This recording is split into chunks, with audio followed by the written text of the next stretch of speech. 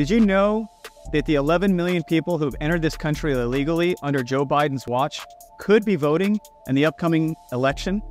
I'm Mike Berry, Executive Director of Litigation for America First Policy Institute. 11 million people in our country illegally is bad enough. But to make matters worse, state election officials across our nation have done little to nothing to ensure that only U.S. citizens are voting in our elections.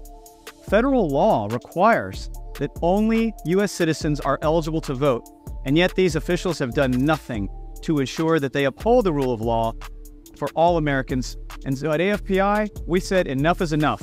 If these state election officials are not going to do their job, then we will hold them accountable. We sent legal demand letters to states with some of the highest populations of illegal aliens, demanding to know what these election officials are doing or are going to do to ensure that non-citizens are not voting in our elections. We stand with the more than 80% of Americans who support the idea that only American citizens should be voting in American elections. In America, voting should be easy, but it should be hard to cheat. And at AFPI, if state election officials are not going to do their job, then they'll have us to answer to. We will hold them accountable.